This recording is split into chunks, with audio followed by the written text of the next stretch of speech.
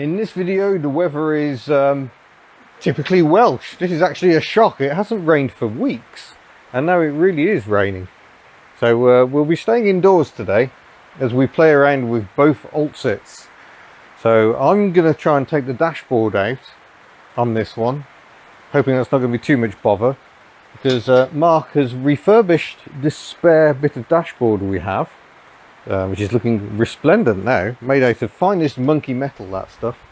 And I can then replace this broken one.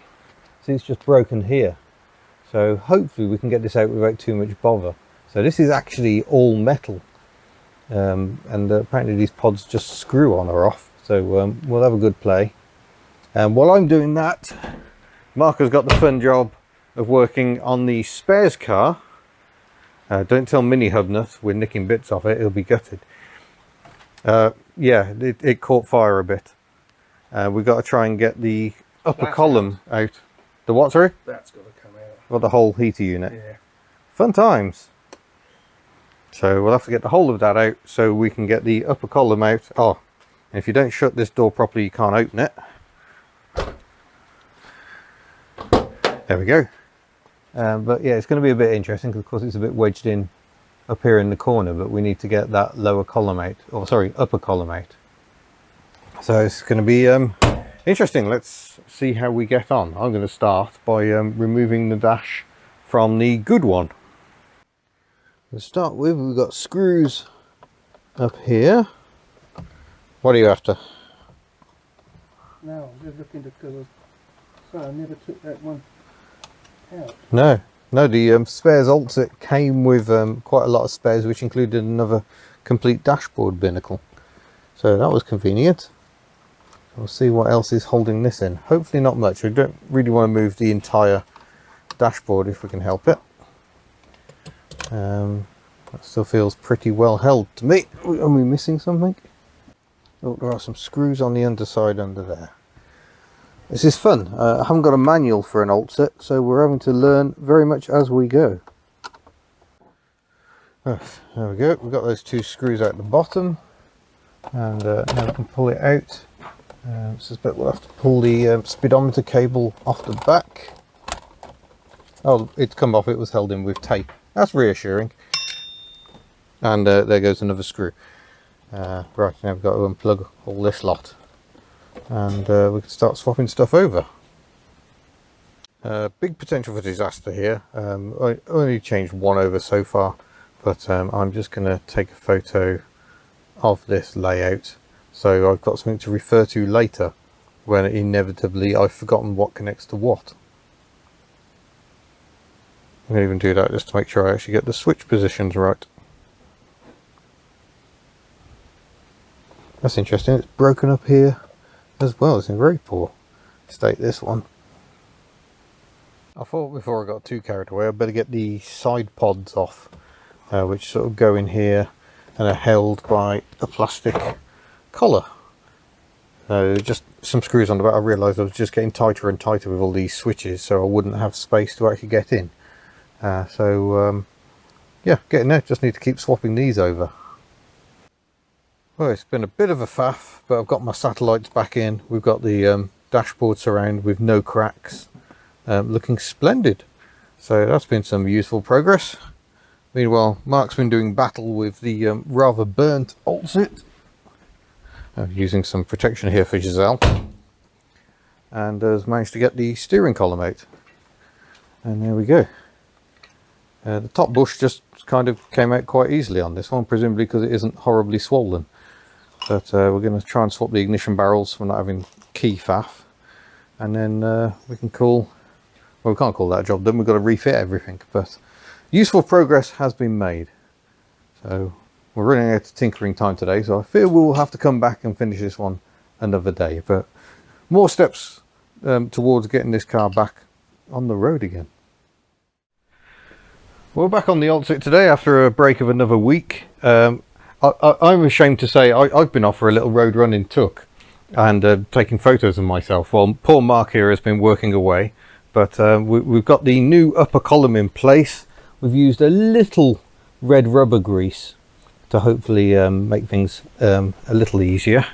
But yeah, just a rubber bush. So, oh yes, here we go. We got it on the shaft of the steering. We've got that, and I think that's the date, 14th of the 6th 91, which would tie in, because I believe this car was first registered in 1992. So we're just getting the wheel back in. Now we've got to reconnect it to the universal joints. We've got one joint there. Does that feel nice now? Yeah, that wouldn't really turn before, so I think this is going to transform the way this car drives. So yeah, we'll get the steering connected back up, connect it this end, and I think we just knock the shaft down a bit this way to give us a bit more clearance. So it comes right down into the middle of the rack. So if I did fancy doing a right-hand drive conversion at some point, you don't have to change the steering rack. Unfortunately, they never made them in right-hand drive, so none of the other components exist. But still, this is exciting times. We did try and salvage battery clamp from the fiery Oltcit, but it's a bit too dead and the nuts are just turning. So sadly, that's not going to work for us, which is why we've currently got cable ties. But we'll definitely be upgrading that. That is not how we're going to be leaving it. I think my MOT man might draw the line at that one. But yeah, getting close. So once we've done that, I'm just going to move all this ducting and put all that back in place. No doubt take the top off the carburettor to get it to actually run, and we'll have a drive and see how it feels. There we go. Mark has refitted the steering column, so that's all attached now. And yeah, the difference, we've just jacked up one side just to take the weight off, but yeah, that's beautiful now, whereas before it was awful. We have got some play in this hub we need to sort out, so there's still plenty to do, but we're doing little jobs as well. I've taken the lock out of here because it was broken, and we're swapping in the one from the parts car, and that's over here. This one actually works. Also found some Polish money. That's a 50 forint, it would seem. So we might see if we can keep that up and make that a little dashboard thing. But yeah, this one actually operates. So I'm going to fit this to that glove box. So we've actually got a working glove box. So we're doing all the little things as well as the big things. So it just means everything is taking time.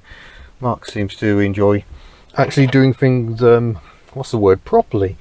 So we've even nicked these off the spares car, but they're starting to break up. I can see why this car doesn't have any. The plastics are very fragile, so Mark's going to try and repair those and strengthen them before we even try fitting them, and that'll be that. But if I pop the lock up through here, oh please fit, don't tell me to change the size of it. Oh no, I've got to squeeze it, haven't I? There we go. And I can then slide this clip in. It's a lot easier to do with two hands. There we go. Click, and then brilliant, we've got a glove box that actually opens and shuts. We haven't actually attached the dashboard yet. They do fit a bit better than that, so don't worry. But yeah, progress. Next job will be to find out what the clonking is on the front end, and we've probably got some carburettor work to do as well, which is why we're not going for a drive, because the carburettor seems to keep stopping working. So that'll all be in a future video. So thank you very much for watching the continuing adventures of the Oltcit, and yeah, we're getting a step closer every time. It's just our actual tinkering time is currently about 2 hours a week, so we yeah, can't dedicate ourselves to this car quite as much as I'd like to. Going away on more video shooting this week, so time is up. So thanks again to Mark, and look forward to seeing you in a future video. Farewell. Hashtag not a visa.